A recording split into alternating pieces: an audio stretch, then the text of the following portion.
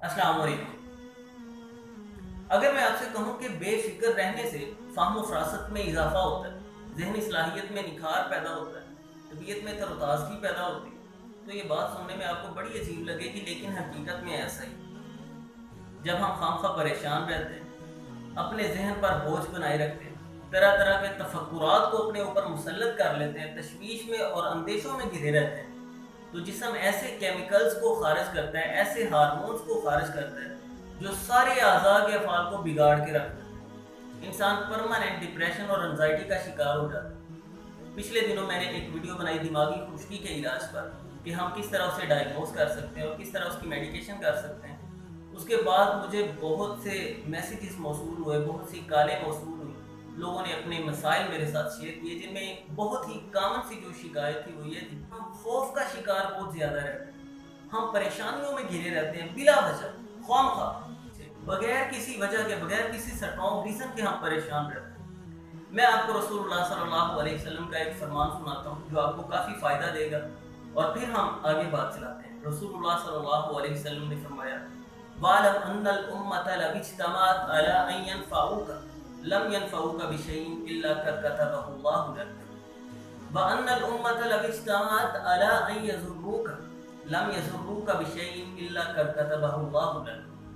रसूलुल्लाह सल्लल्लाहु अलैहि वसल्लम ने फरमाया कि अगर सारी कायनात इस बात पर जमा हो जाए, इकट्ठे हो जाए, सारे लोग इत्तेफाक कर लें कि हमें इस शख्स को फ़ायदा पहुंचाना है, सारे लोग तुम्हें फ़ायदा पहुंचाने के लिए जमा हो जाए, तो वो सिर्फ उसी चीज़ में तुम्हें फ़ायदा पहुंचा सकते हैं जो अल्लाह ने पहले ही तुम्हारा मुकद्दर कर दी। और अगर सारी कायनात इस बात पर जमा हो जाए कि हमें इस शख्स को नुकसान पहुंचाना है, तो वो सिर्फ तुम्हें उसी चीज़ में नुकसान पहुंचा सकते हैं जो चीज़ अल्लाह ने तुम्हारा मुकद्दर कर दी।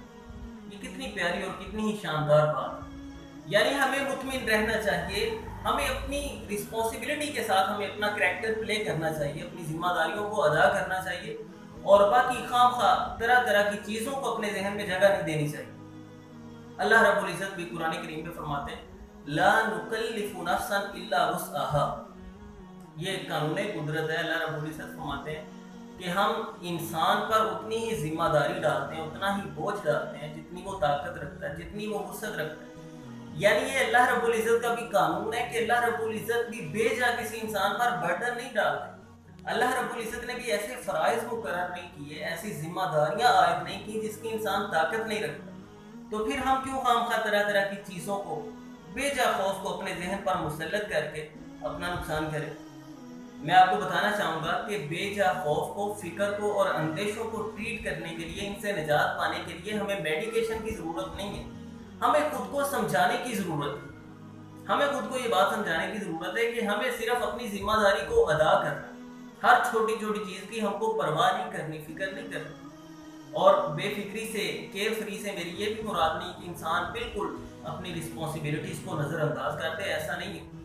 हमें अपनी रिस्पॉन्सिबिलिटीज़ को अदा करना है, अपनी जिम्मेदारियों को अदा करना है, लेकिन खामखा की सोच को और फिक्र को अपने जहन में जगह नहीं दें, खामखा की परेशानियों को अपने जहन में जगह नहीं दें। ये हमारी मेंटल हेल्थ के लिए बहुत ज़्यादा ज़रूरी है, और नेगेटिविटी को ख़त्म करने के लिए, पॉजिटिव रहने के लिए सुबह की सैर का एहतमाम करें, ताज़ा फ़ज़ा में निकलें, अच्छे लोगों की सोहबत अपनाएं। रसूलुल्लाह सल्लल्लाहु अलैहि वसल्लम ने भी इस चीज़ पर बहुत जोर दिया है।